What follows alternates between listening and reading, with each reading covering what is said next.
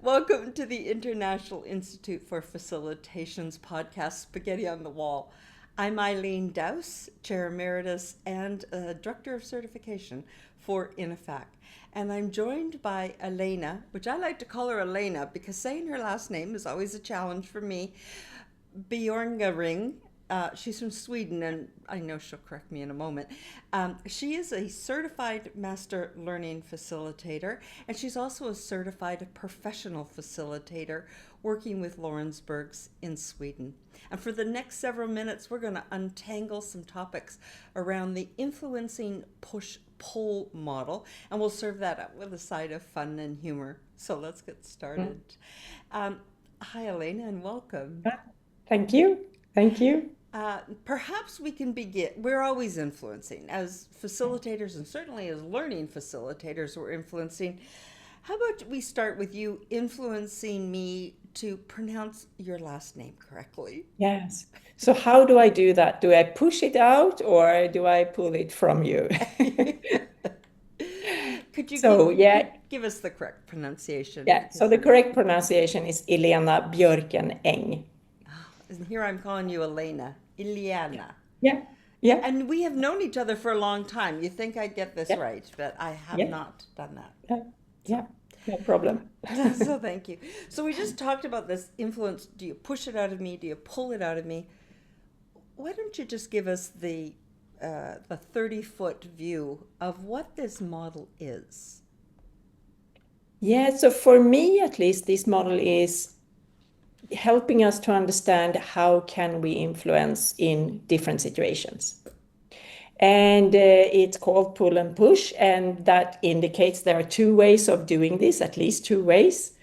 And it's one which is more direct, that's the push.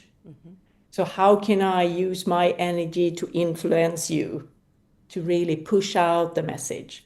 And then we have the pull, which is more, how can I tease it out of you? How can I activate your energy to get things going? Because influencing is about getting results, right? Yeah, absolutely. You know, when we do workshops together, sometimes we use this example of one person hold a pen, and the other person's goal is to influence the other person to get the pen. And we've had people who just say, good, got the pen, I'm done. That's the push, right? If you wanted this pen, and I didn't particularly want to give it to you, can you give me some examples of what you might do to pull this, making me want to give you the pen? Yeah. So first of all, I could, together with you, explore the pen. You know, what is the pen doing for you? What could it do for me? I could express my needs. We could elaborate on that together and indicate that by giving me the pen, you would help me somehow moving forward, writing an essay or something. So that could be one way of doing it. Yeah. And sometimes I offer the excuse of, no, I'm sorry. My grandmother gave me this pen and it's very special to me and I can't give it up.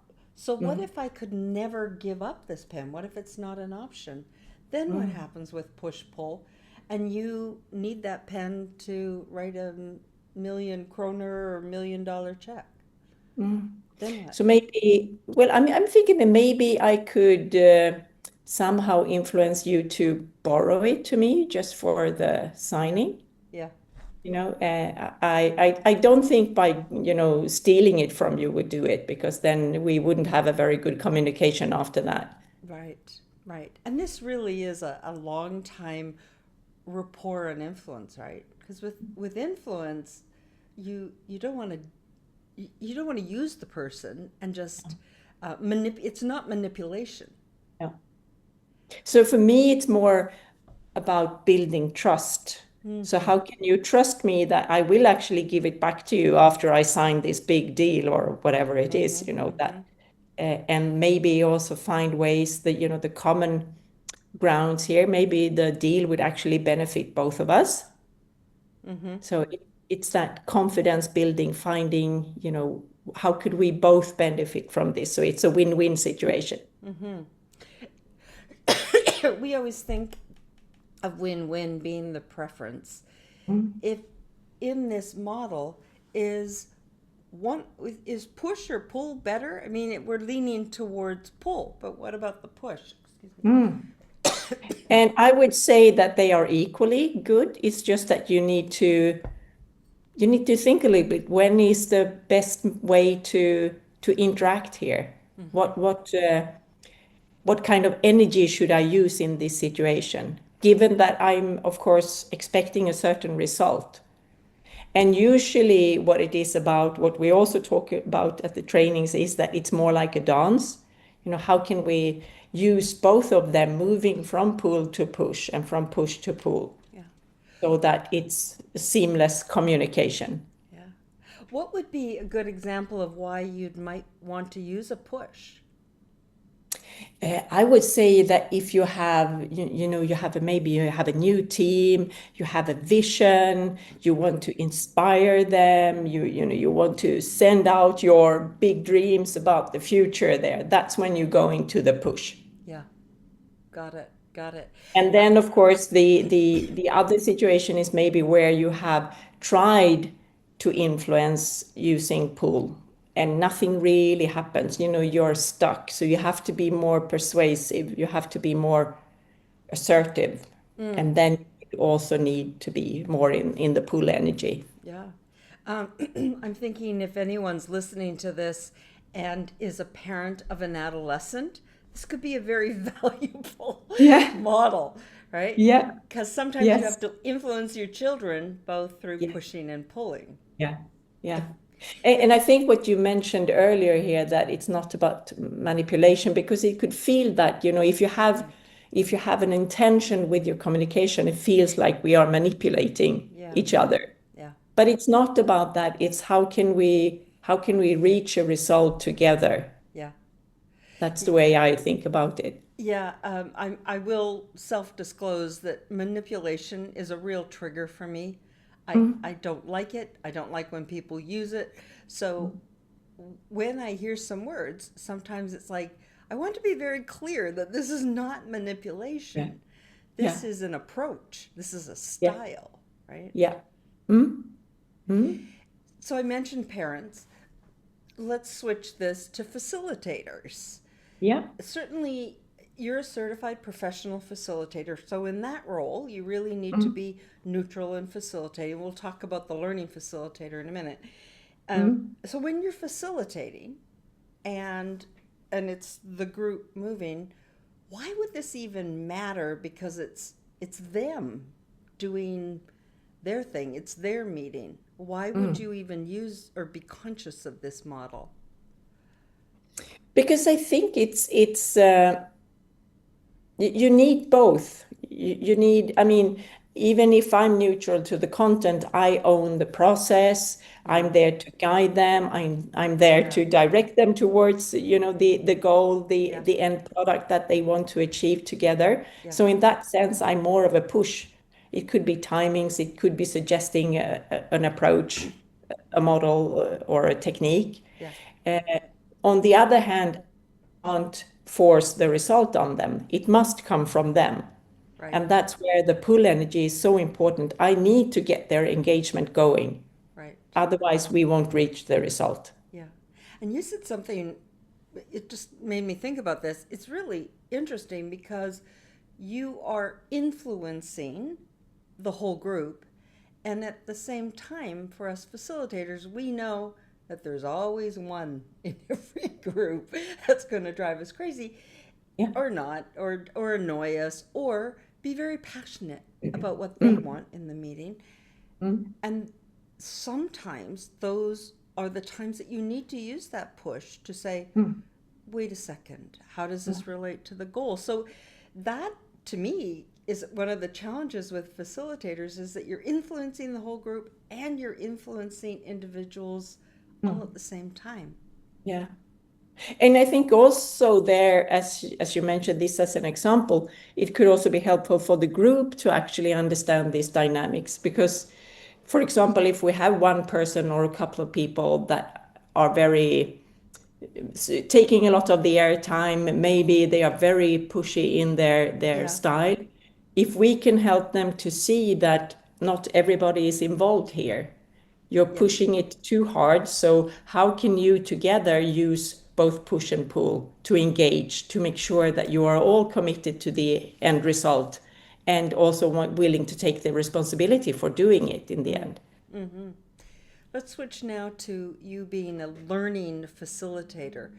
And this one is different. Just very quickly, a learning facilitator is like a trainer who has these facilitative skills and certainly a lot more influencing skills, because your job is to encourage, motivate, influence these people to acquire these skills and assure that they have these skills as they leave the session.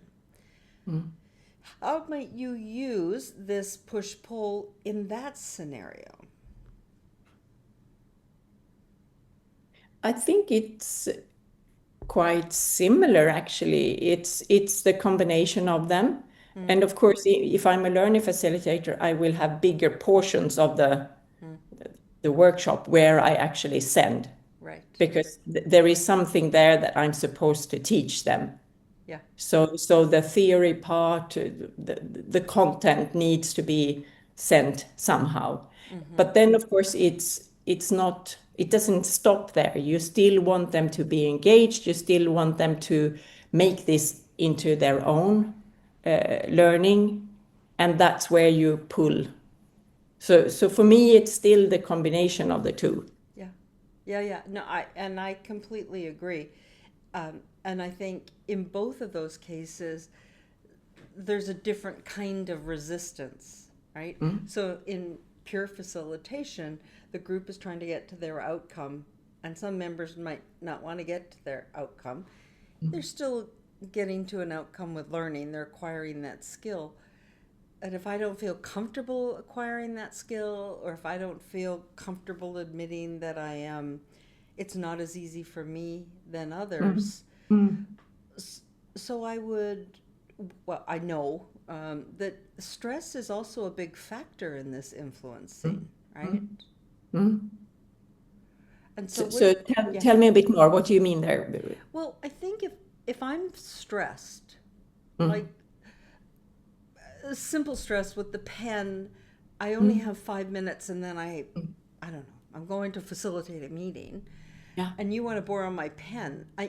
I mean, that's not necessarily stressed.